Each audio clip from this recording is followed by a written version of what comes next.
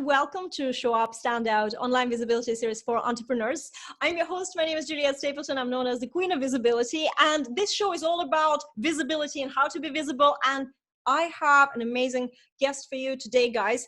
Tune in, get your pen and paper, because I have Marisa Corcoran, who is a copywriter and copy coach, and we're going to be talking about emails and copy and why is it important. So Marisa, welcome to the show. Thanks, Juliette. Thanks for having me. I'm excited to be here.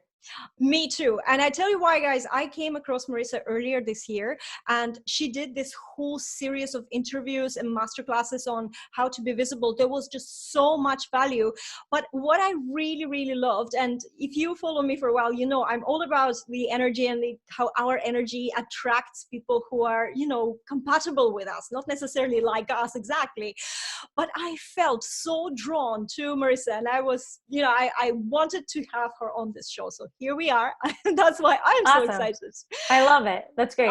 I absolutely love the fact that, Marisa, when you talk and whatever you're talking about, it just comes from a real grounded place. That's, you know, it's always very hands-on. It's not like some sort of fake guru, you know, strategies that, you know, there's a quick win, you're going to be making $1 million in 1 month or anything like that with this.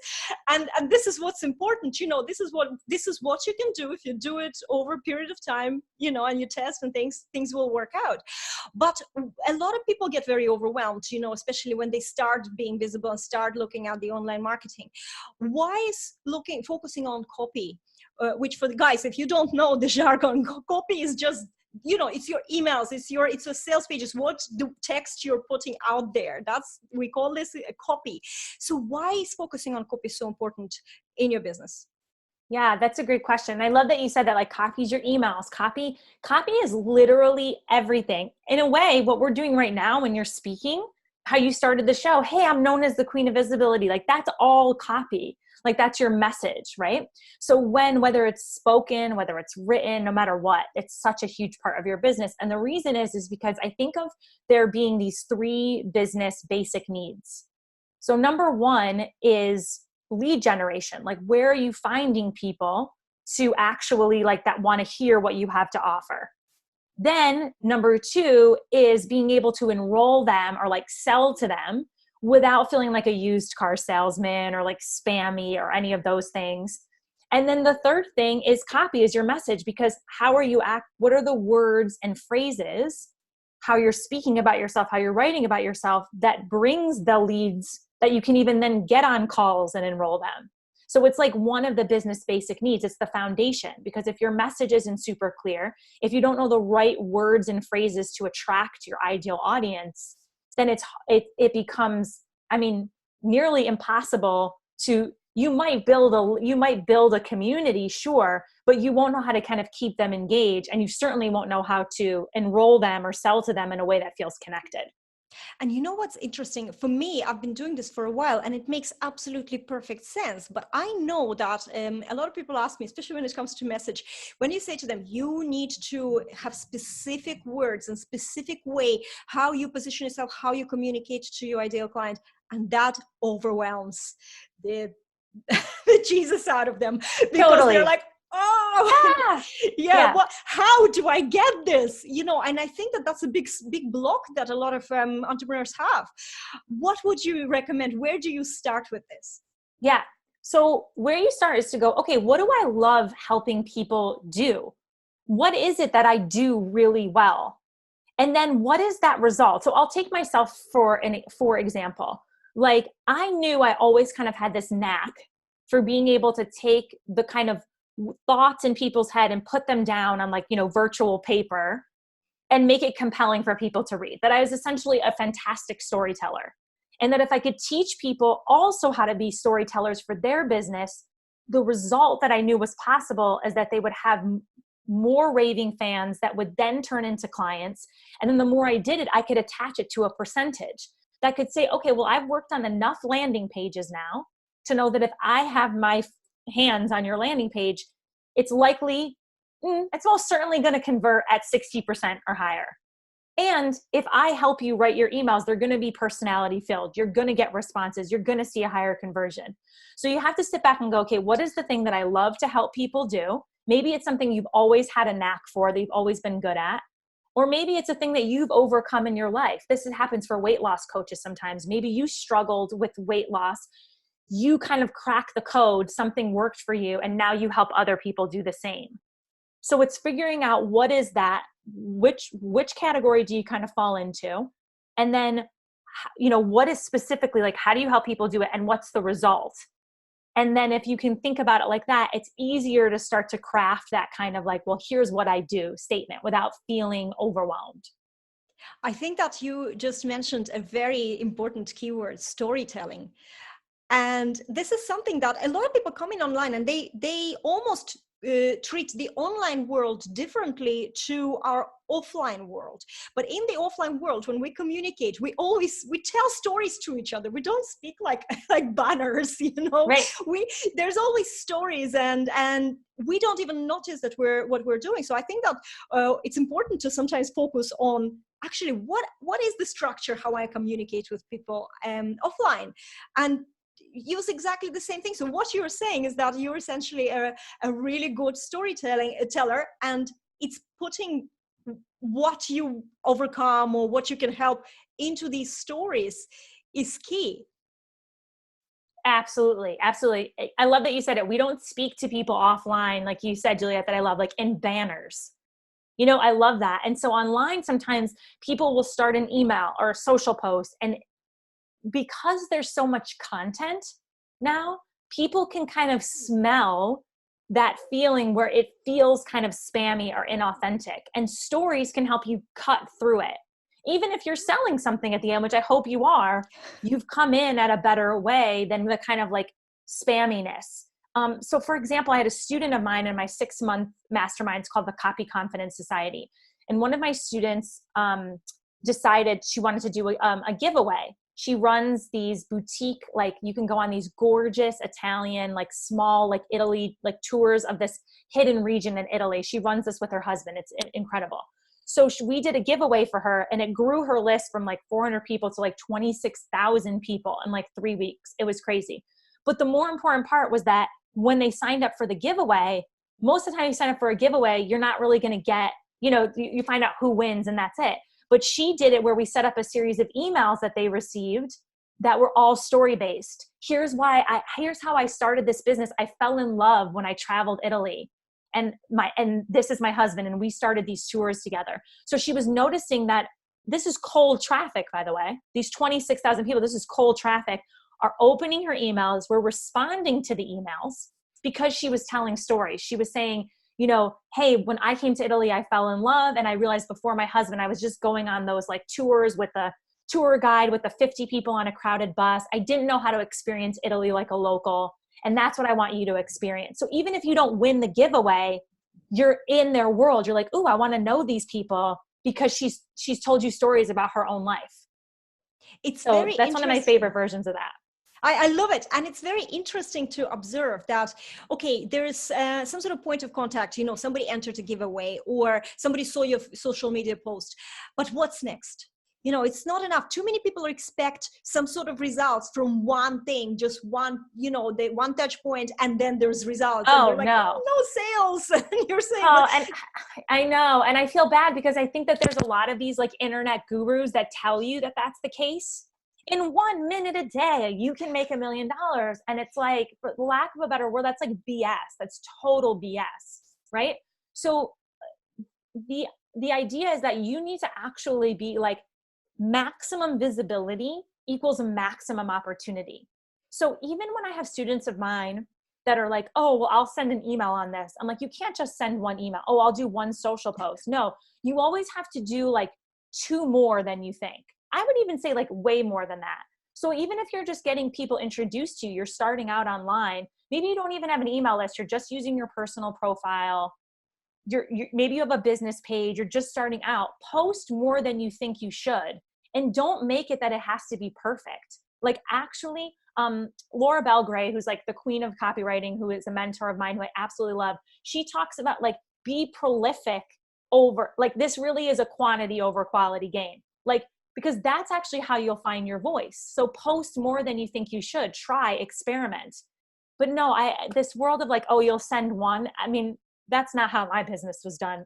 For No, sure. And but whoever it's that the person same is, as offline is the same thing. Say you have a shop, right? And you can't just like open the shop, you and sit inside and wait, or maybe come out once and, pop your head out and then sit inside and wait that people will fill in. You have to go out, give people, like you say, you're a restaurant, give them tasters, talk to them in the street, call them in, make a big deal out of it. And that's how things work. So it's hard work. Yes, it's very, there's lots of things that you have to deal with resistance. Is like, showing up and talking to strangers and things like that. But that's how business has been built like this for many, many hundreds of years, thousands of years, probably. Exactly. And even something that does, I lived in New York City for a while. And so any of like the new stuff, like the new craze you'd see. So for a while, like this cookie dough thing was the craze, and you'd go by this cookie dough place and the line would be like, it would be insane. It was by NYU, and the line, it would be like hours to get inside. And then after a while, okay, the hype died down. So they still have to keep it going. This is the other thing. We see brands that kind of like explode and we think like, oh, it's like that, but they still have to keep it going. You still have to keep the momentum going. So you can never like back off of your visibility.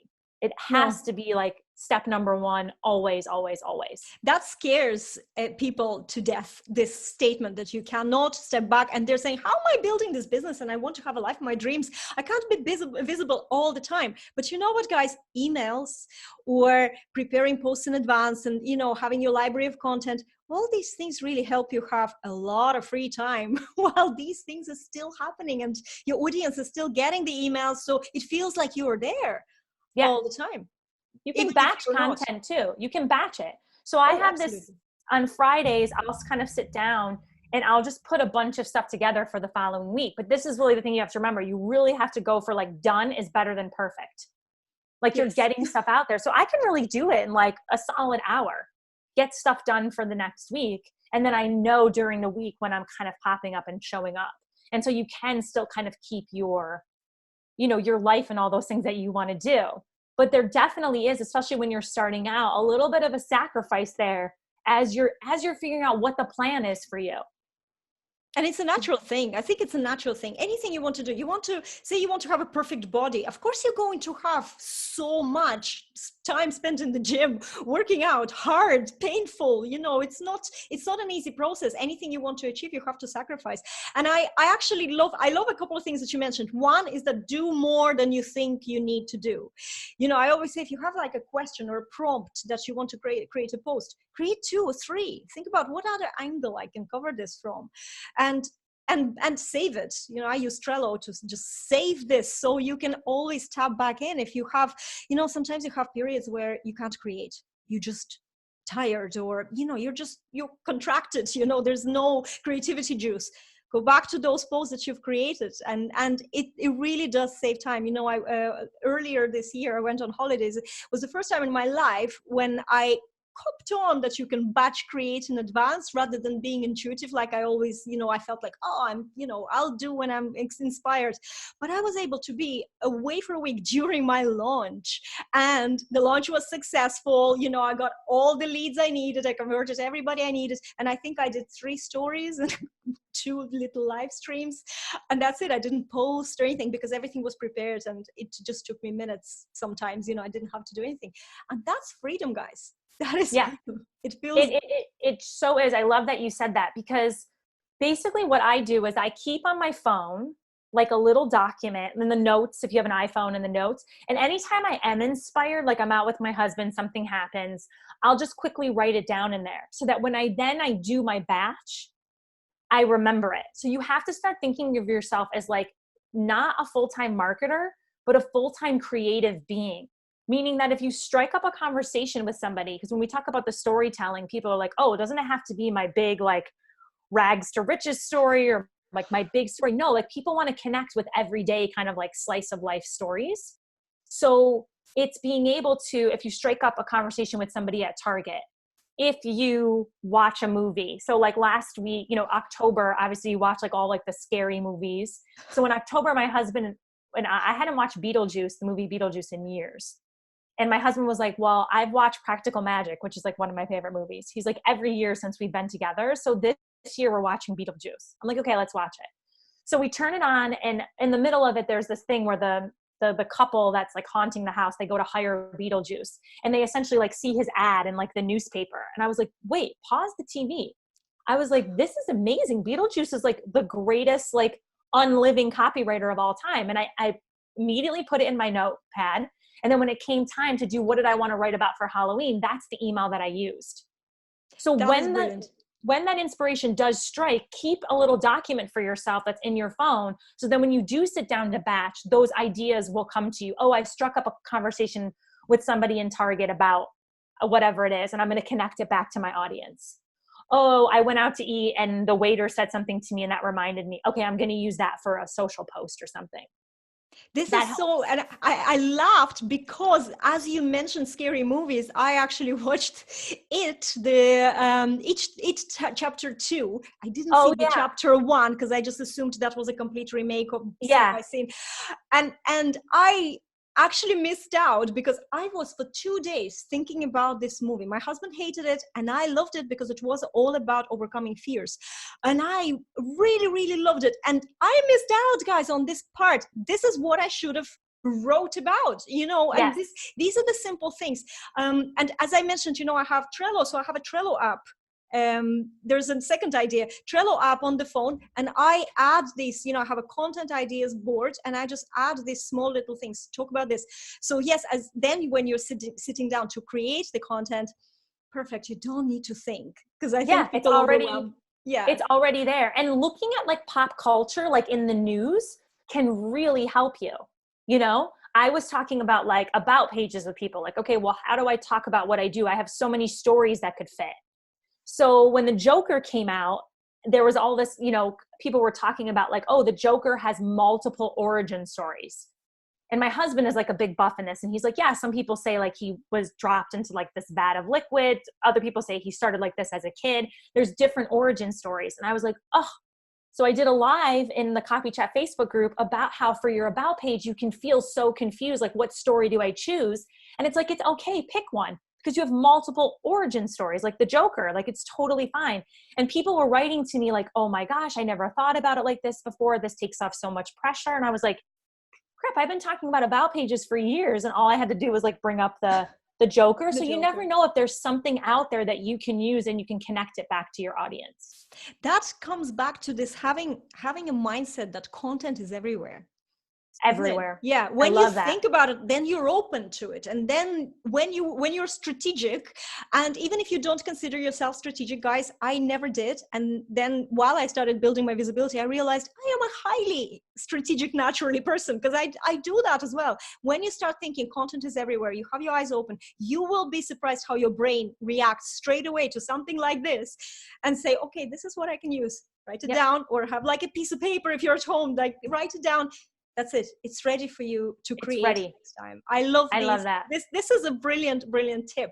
And I know I wanted to talk about the emails and I wanted to talk about so much more, but guys, you know what? You just need to follow Marisa, and we actually have a perfect place for you to go and follow her in. And this is, I'm going to just pass the baton. Marisa, please talk about your wonderful group.